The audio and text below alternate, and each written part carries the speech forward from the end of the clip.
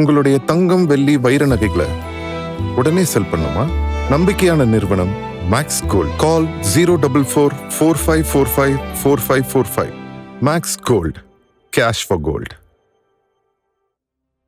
Register office சம்மந்தமாகவும் பத்திரப்பதிவு சம்மந்தமாகவும் தமிழ்நாடு அரசு இப்போ புதுசாக ஒரு 4 முக்கியமான அப்டேட்ஸ் சேஞ்சஸ் வந்து கொண்டு வந்திருக்காங்க.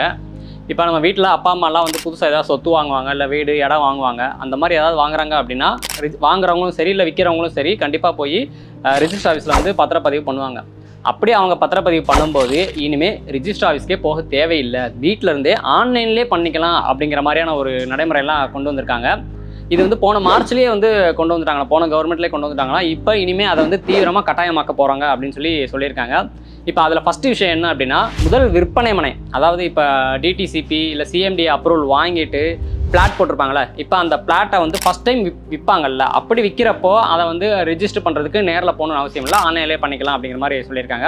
ரெண்டாவது வந்து முதல் விற்பனை அடுக்குமாடி குடியிருப்பு, இப்போ அதிலே வந்து ஒரு அடுக்குமாடி குடியிருப்பில் ஃப்ளாட் வாங்குவாங்க, அதை ரிஜிஸ்டர் பண்ணணும்னு நினைப்பாங்கல்ல, அதுக்கு வந்து நீங்கள் ஆன்லைன்லேயே பண்ணிக்கலாம், ரெஜிஸ்டர் ஆஃபீஸுக்கு போகணும்னு அவசியம் இல்லை அப்படின்னு சொல்லியிருக்காங்க.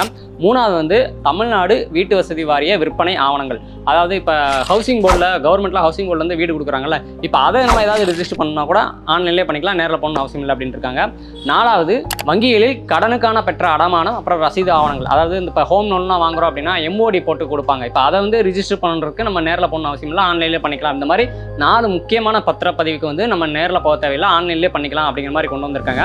பட் இதில் சிக்கல்கள் என்ன அப்படின்னா, இதை நம்ம ஆன்லைன்லேயே பண்ணுறதுனால வீட்டிலேருந்தே பண்ணணும் அப்படிங்கிறதுனால இதுக்கு வந்து நம்ம யார் வந்து சொத்து விற்கிறாங்க, யார் சொத்து வாங்குறாங்க, அவங்களோட ஆதார் கார்டு, அதுக்கப்புறம் சாட்சி, இவங்களோட ஆதார் கார்டில் வெரிஃபை பண்ணணும். அதுக்கப்புறம் அந்த ஆதார் கார்டில் கைரேகை, அப்புறம் கருவிலி, இதெல்லாம் வெரிஃபை பண்ணணும். அப்போ இதெல்லாம் பண்ணுறதுக்கு நம்ம வீட்டிலேருந்து ஆன்லைனில் பண்ணுறதுக்கு வந்து நம்மக்கிட்ட வந்து இன்டர்நெட் வசதி இருக்கணும்.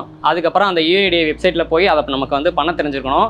முக்கியமாக இந்த கைரேகை, கருவிலி இதெல்லாம் செக் பண்ணுறதுக்கு வந்து வெப் கேமரா வேணும். ஸோ நம்மள மாதிரி சாதாரண மக்கள்கிட்ட இந்த மாதிரி ஃபெசிலிட்டிஸ்லாம் இருக்குமா அப்படிங்கிறது வந்து பெரிய சந்தேகம். நம்மளால் பண்ண முடியுமா அப்படிங்கிறது ஒரு பெரிய சந்தேகம்.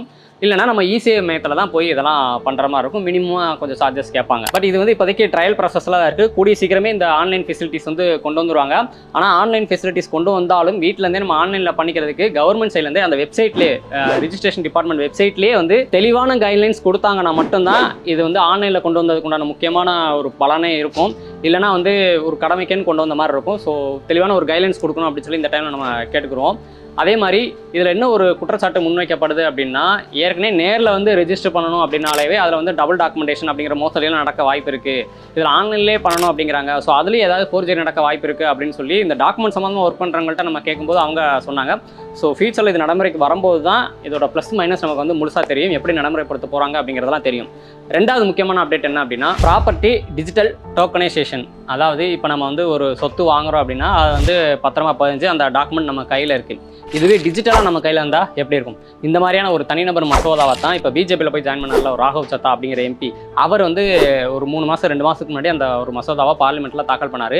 அதில் அவர் என்ன சொல்கிறாரு அப்படின்னா, இப்போ நம்மக்கிட்ட ஒரு பெரிய இடம் இருக்குது, இல்லை ஒரு பெரிய பில்டிங் இருக்குது அப்படின்னா அது மொத்தமாக உடனே விற்கிறதுல ஏதாவது சிரமம் இருந்துச்சு அப்படின்னா அதில் ஒரு குறிப்பிட்ட போர்ஷனை மட்டும் விற்று நம்ம வந்து அமௌண்ட் வாங்கிக்கலாம் அப்படிங்கிற மாதிரி ஒரு விஷயத்தை கொண்டு வந்தார். அது எப்படின்னா, டெக்னாலஜி யூஸ் பண்ணி, பிளாக் செயின் அப்படிங்கிற ஒரு டெக்னாலஜி யூஸ் பண்ணி டிஜிட்டலாக நம்ம வந்து விற்றுக்கலாம், வாங்கிக்கலாம் அப்படிங்கிற மாதிரி சொன்னாங்க. இப்போ நம்மகிட்ட விட்டுருங்க, இப்போ பெரிய பில்டிங் இருக்குது, ஒரு பெரிய இடம் இருக்குது, மற்றவங்கள்ட்ட இருக்குது, அவங்கள்ட்ட நம்ம மொத்தமாக அந்த இடத்த வாங்க முடியாது, நம்மகிட்ட அவ்வளோ காசு இருக்காது. அப்போ அதில் ஒரு குறிப்பிட்ட போர்ஷனை மட்டும் நம்ம குறிப்பிட்ட அமௌண்ட் கட்டி வாங்குற மாதிரி இருக்கும். இப்போ 10 ரூபாய்க்கு கோல்டு வாங்குற மாதிரி, மியூச்சுவல் ஃபண்டில் 500 ரூபாய்க்கு இன்வெஸ்ட் பண்ணி ஒரு ஷேர் வாங்குற மாதிரி, இந்த மாதிரி விஷயங்கள் இருக்குல்ல, அந்த மாதிரி லேண்ட்லேயும் ப்ராப்பர்ட்டிலையும் ஒரு குறிப்பிட்ட சின்ன போர்ஷன் மட்டும் வாங்குற மாதிரியான ஒரு மசோதா வந்து கொண்டு வந்திருக்காரு. இதில் வந்து யார் வாங்குறாங்க, யார் விற்கிறாங்க அப்படிங்கிற ஒரு வெளிப்படைத்தன்மை இருக்கும். முறையீடாக இருக்கிற ப்ராப்பர்ட்டி எல்லாத்தையும் வெளியில் கொண்டு வரலாம் அப்படிங்கிற மாதிரி ஒரு தனிநபர் மசோதா கொண்டு வந்தார். பட் இது வந்து தனிநபர் மசோதா வந்து பெரும்பாலும் சட்டம் ஆகாது. பட் ஃபியூச்சரில் கவர்மெண்ட்டே, சென்ட்ரல் கவர்மெண்ட்டே இந்த மாதிரி ஒரு டிஜிட்டல் டோக்கனைசேஷன், சொத்து விஷயத்தில் இந்த மாதிரி டிஜிட்டல் டோக்கனைசேஷன் கொண்டு வரதுக்கு வாய்ப்பு நிறையவே இருக்குது. அப்படி வந்துருச்சு அப்படின்னா நம்ம கையில் நம்மளோட சொத்து வந்து டாக்குமெண்ட்டாகவும் மட்டும் இல்லாமல் டிஜிட்டலாகவும் நம்ம கையில் இருக்கும். மூணாவது முக்கியமான அப்டேட் என்னன்னு பார்த்தீங்கன்னா, பார்ட்டி ஃபண்ட், அதாவது இப்போ ஏதாவது அப்ரூவல் வாங்குற கன்ஸ்ட்ரக்ஷனுக்கு வந்து அப்ரூவலுக்கு அப்ளை பண்ணுறாங்க, கவர்மெண்ட்டில் அப்ளை பண்ணுறாங்க அப்படின்னா அதுக்கு வந்து கடந்த 30 வருஷமாக பார்ட்டி ஃபண்டு அப்படின்னு சொல்லி ஒரு சதுர அடிக்கு வந்து 27 ரூபா வசூல் பண்ணிகிட்டு இருந்தாங்க. இப்போ அதை ரீசெண்டாக தமிழ்நாடு கவர்மெண்ட் வந்து இல்லை அதெல்லாம் வசூலிக்கக்கூடாது அப்படின்னு சொல்லி அதை கேன்சல் பண்ணிவிட்டு முறையான டாக்குமெண்ட்ஸ் இருந்துச்சுன்னா ப்ராப்பராக லீகல் படி அவங்களுக்கு வந்து அப்ரூவல் கொடுத்துருவாங்க, அதுக்குண்டான ஃபீஸ் மட்டும் கட்டினா போதும் அப்படிங்கிற மாதிரி இந்த பார்ட்டி ஃபண்டை வந்து ஒழிச்சிருக்காங்க நம்ம ப்ராப்பர்ட்டி அப்ரூவல் வாங்குறதுக்கு, கன்ஸ்ட்ரக்ஷனுக்கு அப்ரூவல் வாங்குறது. அடுத்து 4வது முக்கியமான முக்கியமான அப்டேட் பார்த்தீங்கன்னா, இப்போ ரிஜிஸ்டர் ஆஃபீஸில் ரிஜிஸ்டர் மேரேஜ்லாம் பண்ணுறாங்கல்ல, படத்தில் காட்டுற மாதிரிலாம் நம்மளால் பண்ண முடியாது.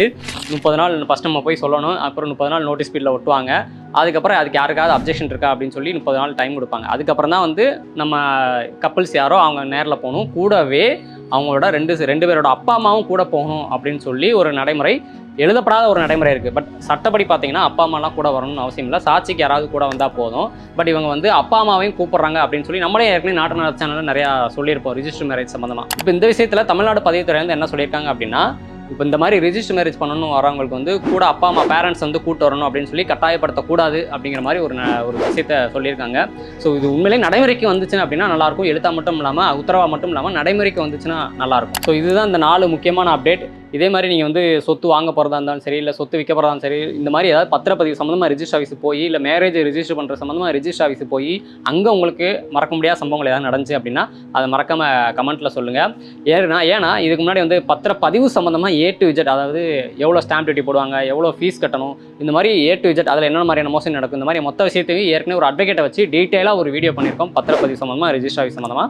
அதை பற்றி நீங்கள் தெரிஞ்சுக்கணும், விழிப்புணர்வாக இருக்கணும் அப்படின்னு நினச்சிங்கன்னா அந்த வீடியோ வந்து நம்ம சேனல் ஃபஸ்ட்டு கமெண்ட்லேயும் நம்ம சேனல்லையுமே இருக்குது. அதில் போய் பார்த்து பத்திரப்பதிவு சம்மந்தமாக A to Z டீட்டெயிலாக தெரிஞ்சுக்கோங்க.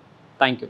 பொதுமக்களின் கோரிக்கையை ஏற்று இன்றும் நாளை மறுநாளும் சார் பதிவாளர் அலுவலகங்களில் கூடுதல் முன்பதிவு டோக்கன்கள் ஒதுக்கீடு செய்யப்பட்டுள்ளன.